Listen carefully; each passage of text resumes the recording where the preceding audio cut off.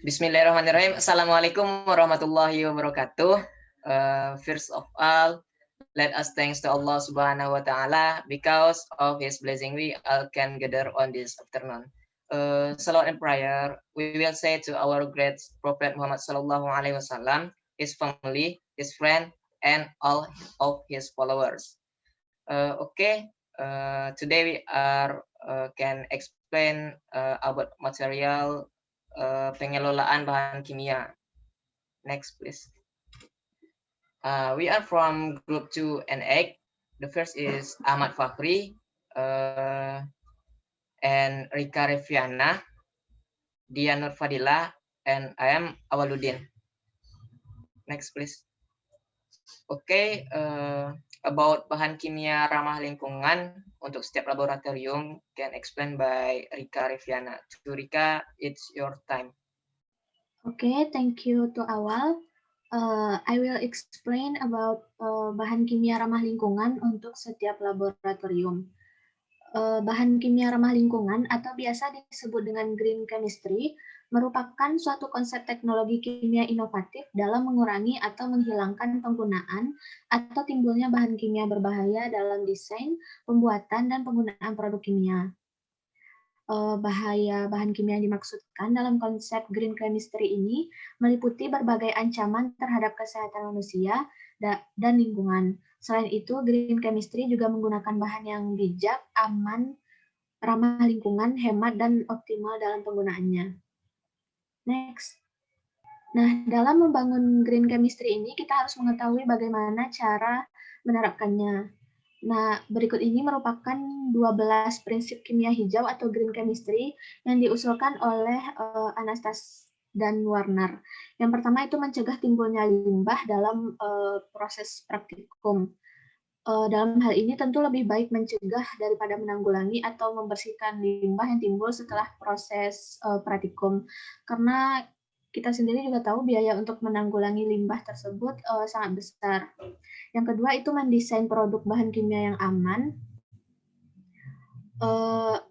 Dalam hal ini pengetahuan mengenai struktur kimia memungkinkan seorang kimiawan itu untuk mampu mendesain bahan kimia yang aman. Nah, target utamanya tentu agar toksisitas dari bahan tersebut lebih rendah. Nah, caranya adalah dengan mengganti gugus fungsi dari bahan kimia tersebut. Nah, yang ketiga itu mendesain proses sintesis yang aman. Nah, metode sintesis yang digunakan harus didesain dengan menggunakan dan menghasilkan bahan kimia yang tidak beracun terhadap manusia dan lingkungan. Yang keempat itu menggunakan bahan baku yang terbarukan. Penggunaan bahan baku yang dapat diperbarui tentu lebih disarankan daripada menggunakan bahan baku yang tidak terbarukan. Walaupun itu didasarkan pada alasan ekonomi. Bahan baku terbarukan ini biasanya berasal dari produk alam atau pertanian atau hasil alam begitu, sedangkan bahan baku yang tak terbarukan ini biasanya berasal dari bahan bakar fosil seperti minyak bumi, gas alam, batu bara, dan bahan tambang lainnya. Lalu yang kelima itu menggunakan katalis. Penggunaan katalis ini memberikan selektivitas yang lebih baik serta mampu mengurangi produk samping dari bahan kimia atau mengurangi limbah dari bahan kimia tersebut. Nah, peran katalis di sini sangat penting karena diperlukan untuk mengkonversi menjadi produk yang diinginkan. Dari sisi green chemistry-nya pun, penggunaan katalis ini berperan pada peningkatan selektivitas dan mampu mengurangi penggunaan reagen dan mampu meminimalkan penggunaan energi dalam suatu reaksi. Nah, selanjutnya itu menghindari derivatisasi dan modifikasi sementara dalam reaksi kimia. Derivatisasi yang tidak diperlukan seperti penggunaan gugus pelindung atau proteksi itu pada proses fisika ataupun kimia harus diminimalkan atau sebisa mungkin dihindari karena pada setiap tahapan derivatisasi itu memerlukan tambahan reagen yang nantinya akan memperbanyak limbah. Nah, selanjutnya itu memaksimalkan atom ekonomi.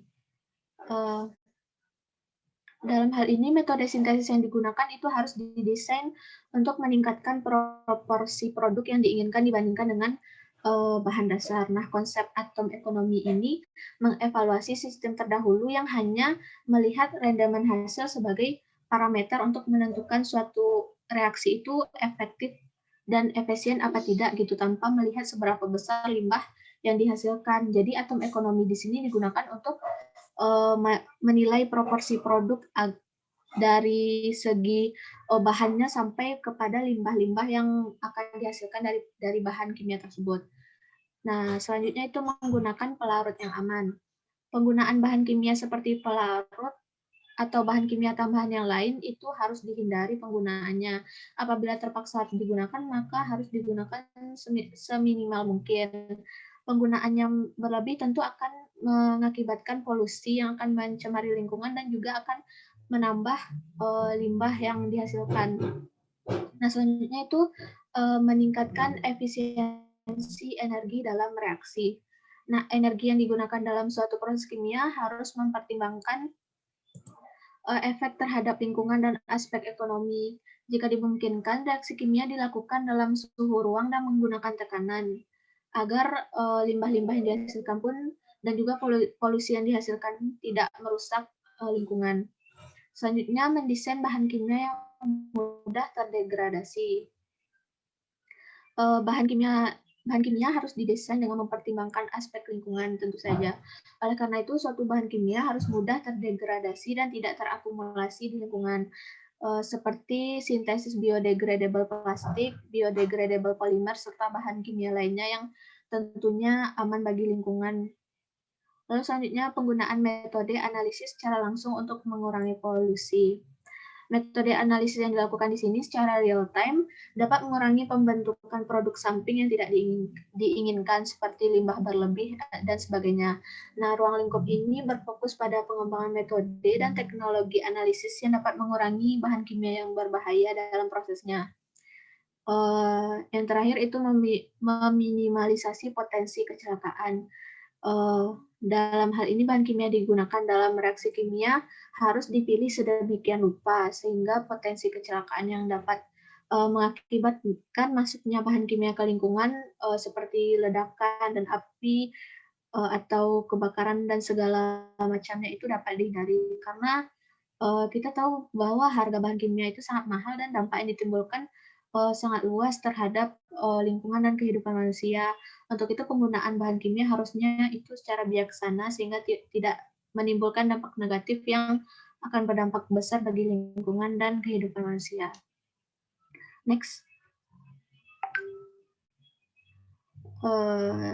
Nah, sebelum kita membeli bahan kimia, kita perlu mengetahui bagaimana cara membeli bahan tersebut dan juga beberapa tahapan dan langkah sebelum kita membelinya. Yang pertama itu jumlah bahan kimia yang akan dibeli. Dalam hal ini tentu kita harus mengetahui berapa jumlah bahan kimia yang akan dibeli agar tidak terjadinya pemborosan.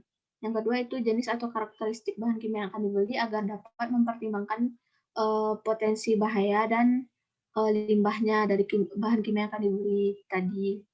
Lalu selanjutnya potensi limbah agar dapat masuk ke dalam perencanaan untuk meminimalisasi limbah bahan kimia tersebut. Jadi sebelum membeli pun kita harus mengetahui potensi limbah dari bahan kimia yang akan kita beli.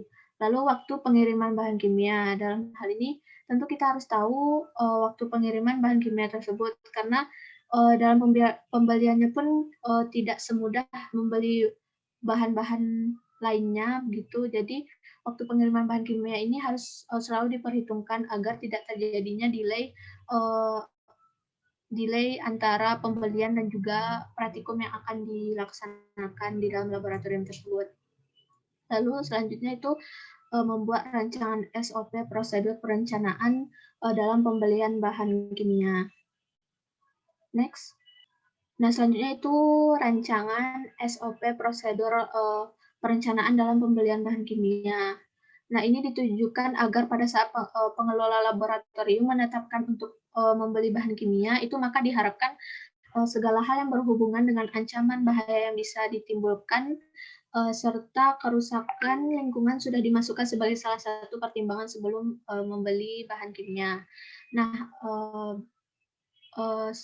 10 poin ini adalah rancangan SOP perencanaan pembelian bahan kimia. Yang pertama itu print out data inventory sebagai pertimbangan pada saat melakukan perencanaan. Lalu yang kedua, perencanaan pembelian. Yang ketiga, kaji ulang jumlah, jenis, potensi, bahaya. Yang keempat, pengajuan pembelian. Yang kelima, persetujuan anggaran. Yang keenam, material issue request. Yang ketujuh, pengelolaan. Yang kedelapan, klarifikasi spesifikasi. 9, proses pembelian, dan 10, selesai. Jadi SOP ini perlu diterapkan dalam pembelian bahan kimia agar diharapkan bahwa pengelola laboratorium tersebut tahu gitu hal yang berhubungan dengan ancaman bahaya yang bisa saja ditimbulkan setelah pembelian bahan kimia dilakukan. Sekian dari saya, dikembalikan kepada moderator. Oke, thank you to Rika. Next, pemindahan, pengangkutan, pengiriman bahan kimia can be explained by Dian. To Dian, it's your time. Okay, thanks to Awal. So the next topic, I will explain about pemindahan, pengangkutan, dan juga pengiriman bahan kimia. Nah, pemindahan, pengangkutan, dan juga pengiriman dari bahan kimia ini sudah diatur dalam peraturan, baik yang berlaku secara internasional maupun nasional. Peraturan internasional berlaku untuk pemindahan bahan kimia, sampel, bahan penelitian lainnya yang dikirimkan melalui jalan publik. Nah, biasanya tuh melalui pesawat terbang, melalui pos atau pengangkutan lainnya. Hukum nasional dan internasional mengatur dengan ketat pengiriman domestik dan juga internasional dari sampel. Contohnya, obat, elemen genetik, serta peralatan penelitian dan teknologi, dan juga bahan yang mana bahan tersebut walaupun tidak berbahaya dan tidak berharga dan banyak dijual, tapi tetap harus diperhatikan dalam pengirimannya. Next. Nah, kita akan masuk ke dalam pemindahan. Untuk memindahkan bahan kimia dari suatu lokasi kerja, biasanya itu digunakan perangkat pengaman sekunder. Nah, terkhusus untuk lembaga seperti kampus yang besar, mungkin akan memakai pembawa seperti kendaraan khusus yang hanya berfungsi untuk mengangkut bahan yang sudah diatur di dalam peraturan tadi. Nah, dapat dilihat di gambar, ini adalah mobil pengangkut khusus bahan kimia. Oke, next. Selanjutnya adalah pengangkutan. Nah, proses pengangkutan sendiri ada beberapa hal yang harus diperhatikan sebelum dilaksanakannya pengangkutan itu. Seperti A, sebelum melaksanakan pekerjaan pengangkutan, biasanya pengawas atau atasan berkewajiban menyampaikan informasi mengenai K3 serta resiko bahaya yang mungkin akan dihadapi setiap pekerja dalam melaksanakan pekerjaannya. Selanjutnya ada pekerjaan yang sudah mengerti tugas dan tanggung jawab, serta sudah direkomendasi dari atas yang boleh bekerja dalam menangani pekerjaan pengangkutan bahan kimia berbahaya. Kemudian ada upaya pencegahan atau preventif yang harus dilakukan secara teratur, di mana berupa pemeriksaan kelayakan peralatan kerja, kondisi muatan, kondisi fisik pekerja sebelum melaksanakan pekerjaan tersebut. Nah, kemudian ada menaikkan dan menurunkan bahan kimia harus dilakukan dengan hati-hati. Bahkan kalau perlu ditambahkan atau dibuatkan bantalan karet atau kayu sehingga tidak terjadi kerusakan dari bahan kimia tersebut. Perlengkapan K3 harus tersedia dalam kondisi siap pakai dimanapun lokasi pekerjaan itu dilakukan. Next. Nah, bahan yang akan diangkut tidak diperbolehkan melebihi kapasitas angkut dari alat angkut, sehingga tidak terjadi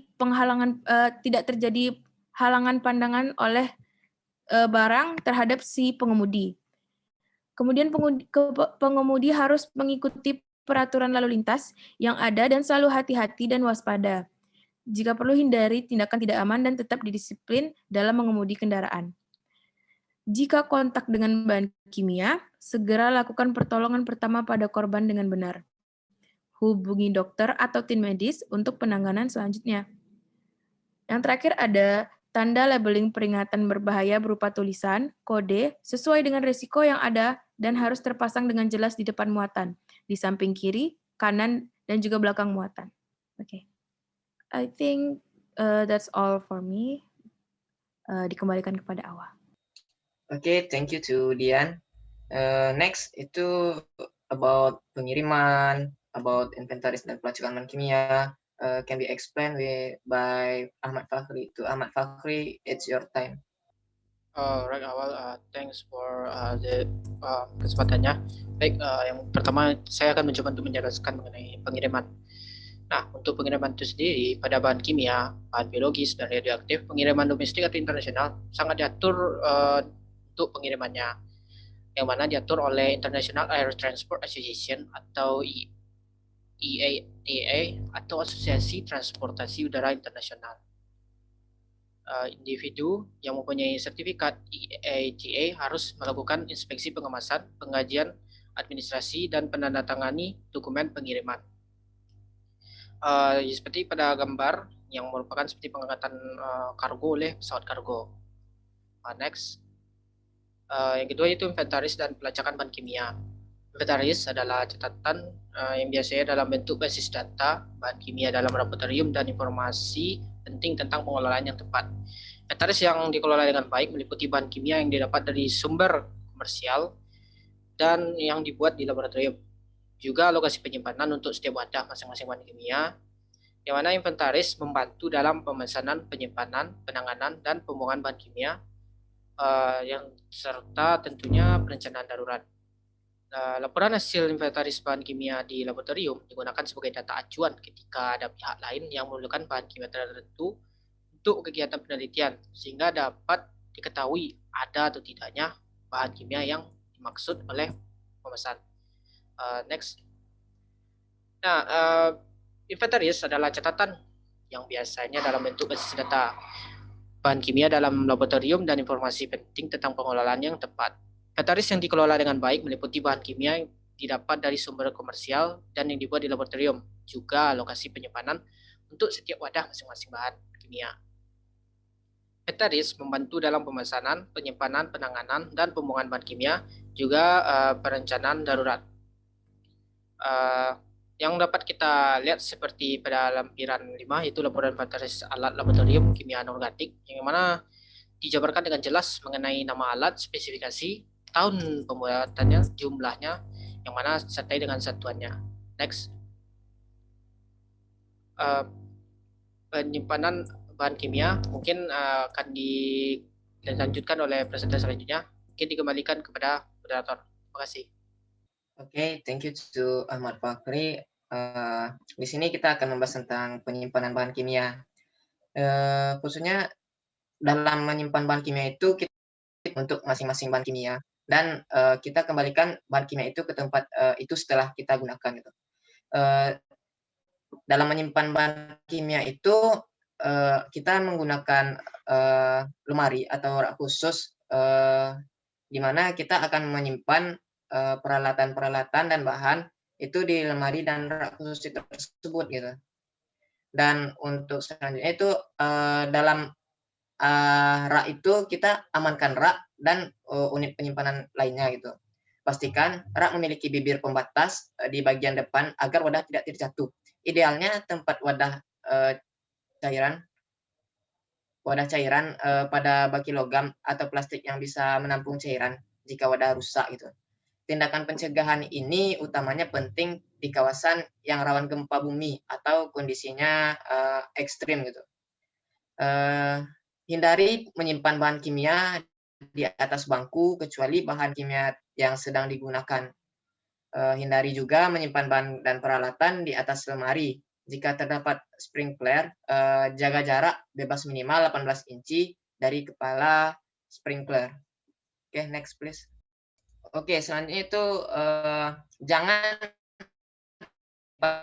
tinggi 5 kaki gitu, 1,5 meter.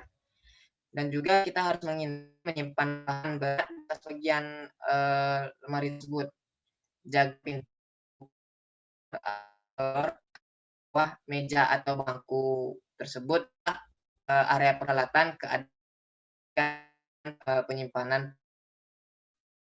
Dan kita melabeli semua, letakkan guna bahan yang dibeli untuk membantu kontrol inventaris.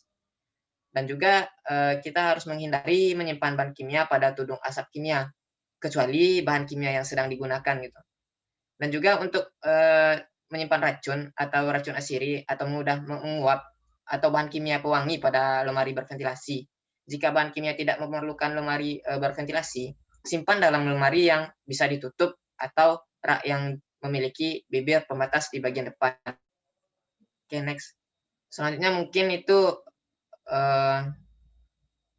simpan cairan yang mudah terbakar di lemari penyimpanan cairan yang mudah terbakar yang disetujui gitu. Jangan memaparkan bahan kimia yang disimpan kepanasan atau terkena sinar matahari secara langsung.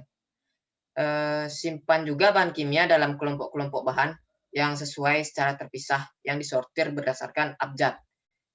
Di bawah ada contoh seperti gambar 8.1 itu untuk mendapatkan gambaran metode pengodian warna untuk penyusunan bahan kimia, di mana wadah dan pelabelan yang tepat berkontribusi pada praktik manajemen yang baik. Oke, next please. Selanjutnya ini ada beberapa contoh itu. Kelompok penyimpanan, kita harus simpan bahan kimia di perangkat pengaman dan lemari sekunder yang terpisah. Temukan informasi kelompok penyimpanan di Chemtaker, yang mana itu ada sesuai abjad gitu. Sesuaikan misalnya A itu ada basa organik yang sesuai, B ada bahan piroforik dan reaktif air yang sesuai, C itu basa anorganik yang sesuai gitu, dan seterusnya. Dan juga jika ruangan tidak memungkinkan sehingga kelompok penyimpanan tidak disimpan di lemari terpisah, bikin skema seperti yang digambar sebelahnya gitu, di mana digunakan dengan kewaspadaan ekstra untuk memberikan kondisi yang stabil, tidak ramai, dan dipantau secara cermat. Pada gambar ini seperti yang terlihat itu merupakan sistem klasifikasi kelompok penyimpanan yang sesuai gitu. Gunakan sistem ini sesuai kondisi dan penyimpanan khusus yang diambil dari label pabrik dan MSDS gitu. Oke, next please. Oke, ini beberapa sumber bacaan yang telah kami presentasikan itu. Next. Nah, dan ini adalah contoh simbol-simbol bahan kimia, di mana ada itu mudah meledak, mudah terbakar, mudah teroksidasi, korosif, atau environmental hazard, dan toxic, iritan, dan health hazard gitu. Oke, mungkin sekian dari saya. Jika teman-teman punya pertanyaan, langsung saja di kolom komentar atau bisa dihubungi melalui WhatsApp group.